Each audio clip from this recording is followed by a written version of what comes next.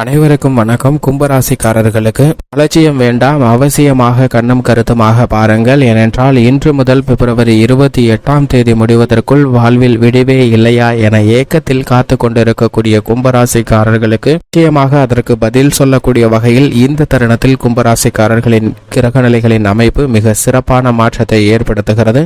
கிரகநிலைகளின் அமைப்பை ஆராய்ந்து பார்க்கும் போது இன்று முதல் பிப்ரவரி 28 முடிவதற்குள் கிரகநிலைகளில் ஏற்படக்கூடிய மாறுதலாக சந்திரனுடைய அமைப்பு மட்டுமே இருக்கிறது. மற்ற கிரகநிலைகளில் எந்தவிதமான மாறுதலும் ஏற்படவில்லை. அதிலும் குறிப்பாக சந்திரன் 21 23 வரை ஆட்சி பலம் பெற்று சஞ்சரிக்கிறாருங்க. இந்த வாரத்தின் துவக்கத்திலேயே சந்திரன் ஆட்சி பலம் பெற்றிருப்பது மிகப்பெரிய அளவில் நல்ல முன்னேற்றத்தையும் வெற்றி வாய்ப்பையும் ஏற்படுத்தி கொடுக்கக்கூடிய ஒரு சிறந்த தருணம் அமைகிறது. 23 25 வரை சிம்மராசியிலும் அதற்கு பிறகு கன்னிராசியிலும் சஞ்சரிக்க போகிறாருங்க. இந்த மாதத்தின் இறுதியில் பிப்ரவரி 28 போன்று சந்திரன் நீச்சமடைந்து விருச்சிக ராசியில் சஞ்சரிக்க போகிறார். சந்திரனின் அமைப்பில் இப்படி பல்வேறு விதமான மாறுதல்கள் ஏற்பட்டாலும் இந்த வாரம் முழுவதும் நல்ல பலன்களை ஏற்படுத்தி கொடுக்கக்கூடிய வலுவான அமைப்பில் சஞ்சரிக்கிறார். நவ கிரகங்களிலே தோஷமற்றவரும் முழு சுபகிரகமாக இருக்கக்கூடிய குரு மிக வலுவாக தனது நட்பு கிரகமான மேசராசியின் அதிபதியாக இருக்கக்கூடிய செவ்வாயின் ஆட்சி வீடான மேசராசியில் மிக வலுவாக பெற்றிருக்கிறாருங்க. அதிவிரைவாக அனைத்து விதமான நன்மைகளும் இந்த தருணத்தில் நிறைந்து கிடைக்கும். அதே போன்று இந்த தருணத்தில் நவகிரகங்களில் வலிமை வாய்ந்த சனியும் கும்பராசியில் ஆட்சி பலம் பெற்று சஞ்சரிக்கிறார். இது பல்வேறு வகையில ஏற்படக்கூடிய சிரமங்களை தவிர்க்கக்கூடிய ஒரு சிறப்பான நிகழ்வாக பார்க்கப்படுகிறது. நீதி தவறாத, நடுநிலை தவறாத, நியாயஸ்தராக செயல்படக்கூடிய சனி பகவான் கும்பராசியில் ஆட்சி பலம் பெற்றிருப்பது நிச்சயமாக மிக சிறந்த வரவேற்கத்தக்க ஒரு அமைப்பாக பார்க்கப்படுகிறது. அதே சமயம் மற்ற கிரக நிலைகளின் அமைப்பிலும் மிக வலுவான ஒரு அமைப்பாக பார்க்கப்படுகிறது.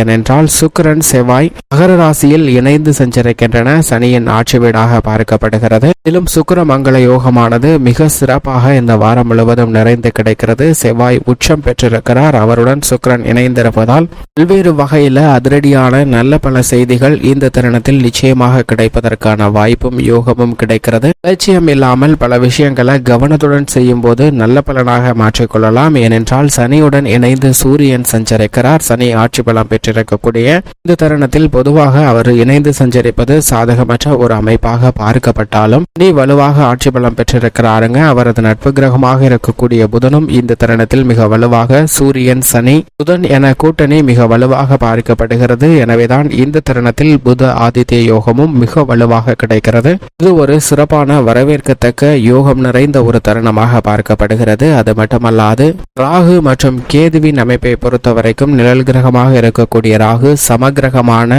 குருவின் ஆட்சி வீடான மீன ராசியில் மிக வலுவாக சஞ்சரிக்கிறார். மோட்சக்காரகரான கேது கன்னி ராசியில் அற்புதமான மாற்றங்களை ஏற்படுத்தி கொடுக்கக்கூடிய வலுவான அமைப்பில் சஞ்சரிக்கிறாருங்க. இப்படி கிரகநிலைகளின் அமைப்பும் மிக வலுவான நல்லதொரு மாற்றத்தை ஏற்படுத்தி கொடுக்கக்கூடிய ஒரு அமைப்பில் இருந்தாலும் கூட என் வாழ்வில் விடிவே இல்லையா என ஏக்கத்தில் தவிக்கக்கூடியவர்களுக்கு நிச்சயமாக அலட்சியம் வேண்டாம், நல்ல பலன் நிறைந்து கிடைக்கும் என்பதை உச்சம் பெற்ற செவ்வாயும் ஆட்சி பலம் பெற்ற சனி மற்றும் சந்திரன் போன்ற கிரகநிலைகளும் இந்த வாரத்தில் மிகுந்த நன்மையை ஏற்படுத்தி கொடுக்க போகின்றன.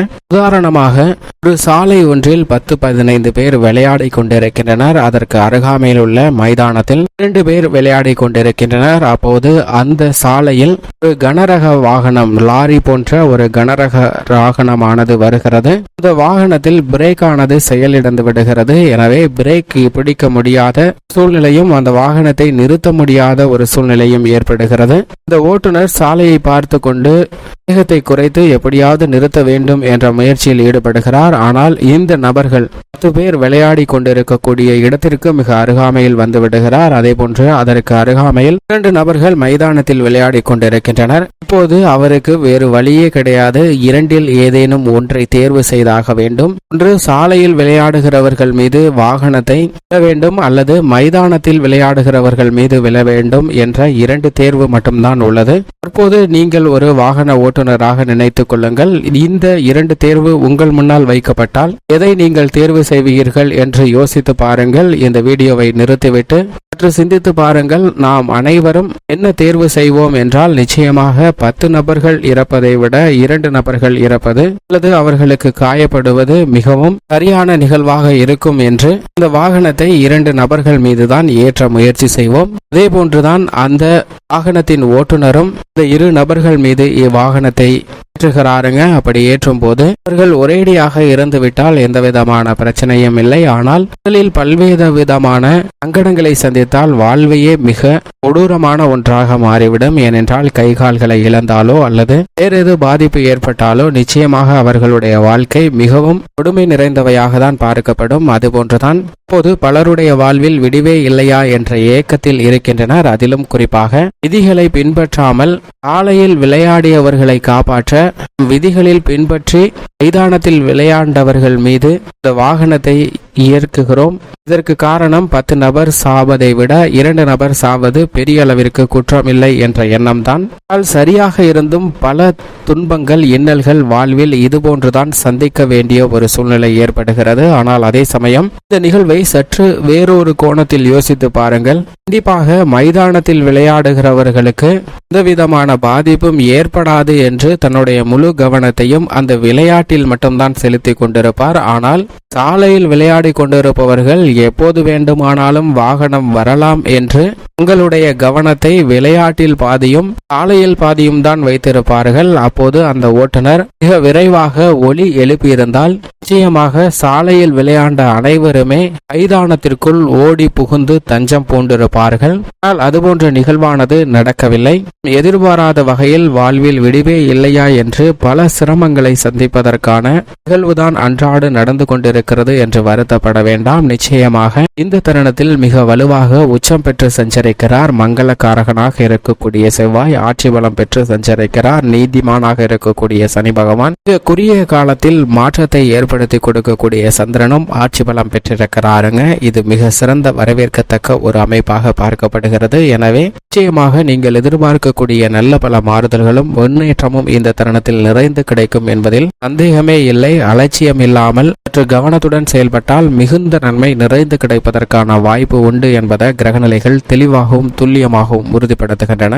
கும்பராசிக்காரர்களின் குடும்ப சூழ்நிலையை பொறுத்த வரைக்கும் விரயஸ்தானத்தை கடந்து பல கிரகநிலைகள் செல்கின்றன. அது மட்டுமல்லாது ஜென்ம ராசியையும் மிக விரைவில் நவ கிரகங்கள் இருக்கக்கூடிய பல கிரகநிலைகள் ஜென்மராசியை கடந்து செல்லக்கூடிய இந்த தருணத்தில் ஜென்மராசியில் ராசியின் அதிபதியான சனி ஆட்சி பலம் பெற்று சஞ்சரிக்கிறாருங்க. 7.5 சனியின் நடுப்பகுதியாக இருக்கக்கூடிய இந்த தருணத்தில் சின்ன சின்ன சிக்கல்கள் தடைகள் இருந்தாலும் கூட ராசியின் அதிபதி ஆட்சி பலம் பெற்று சஞ்சரிப்பது கும்பராசிக்காரர்களுக்கு நிச்சயமாக மிகப்பெரிய அளவில் ஏற்படக்கூடிய சிரமங்களை விளக்கக்கூடிய ஒரு தருணமாக தான் பார்க்கப்படுகிறது. அது மட்டுமல்லாது மிகவும் சிறப்பாக இந்த தருணத்தில் 3ஆம் இடத்தில் குரு 95% மேல் கடந்து விட்டாருங்க. எனவே இனி சுகஸ்தானத்தில் குரு நுழைய இருக்கிறார். எனவே பல சங்கடமான நிகழ்வுகள் நிச்சயமாக விலகும். ஆனால் அதே சமயம் அதீத கவனத்துடன் செயல்பட வேண்டிய ஒரு தருணமாக பார்க்கப்படுவது நிச்சயமாக மோட்சக்காரகரான கேது அஷ்டமத்தில் வீற்றிருக்கிறாருங்க. இது கும்பராசிக்காரர்களுக்கு சின்ன சின்ன தடைகள் ஏற்படுத்துவதற்கான வாய்ப்பை அதீதமாக உறுதிப்படுத்துகிறது.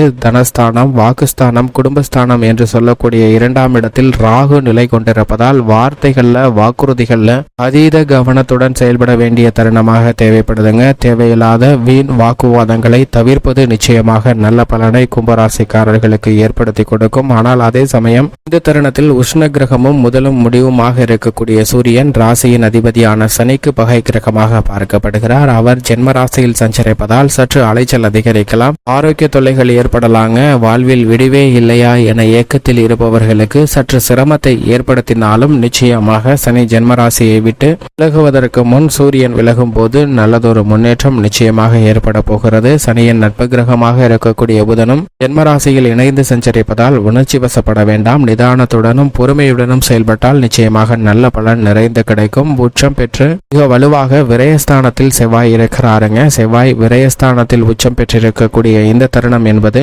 சுப விரயம் மிக அபரிவிதமாக சந்திப்பதற்கான வாய்ப்பு நிச்சயமாக கிடைக்கிறது. ஏனென்றால் மங்களகாரகன் என்று சொல்லக்கூடிய செவ்வாயுடன் இணைந்து சுக்கிரனும் சஞ்சரிக்கிறார். சுக்கிர மங்கள யோகம் மிகவும் அபரிவிதமாக கிடைக்கக்கூடிய இந்த தருணம் என்பது நிச்சயமாக மிகப்பெரிய மாற்றத்திற்கு வித்திடுவதோடு மட்டுமல்லாது எதிர்பார்க்கக்கூடிய கலைத்துறை சார்ந்த பணிகள்ல புகழ்பெற்ற நிறுவனங்களுடன் ஒப்பந்தம் மேற்கொள்ளப்பட்டு பணியாற்றுவதற்கான வாய்ப்பு உண்டு. அரசியல் துறை சார்ந்த பணிகளில் அதிரடியான மாற்றம் ஏற்படும். திட்டமிட்ட காரியங்களை கும்பராசிக்காரர்கள் மிக சிறப்பாக செய்வது பெறுவதற்கான அதிர்ஷ்ட யோக வாய்ப்புகள் நிறைந்து கிடைக்கிறது. மேலும் சாதகமாக மாற்றிக்கொள்ள நிச்சயமாக வாரத்தில் சனிக்கிழமை விரதமிருந்து அருகாமையில் உள்ள சனி பகவான் அல்லது ஆஞ்சநேயர் அல்லது பெருமாள் ஆலயம் சென்று தீபமேற்றி வழிபாடு செய்யுங்கள். நல்ல பலன் நிச்சயமாக கும்பராசிக்காரர்களுக்கு உண்டு.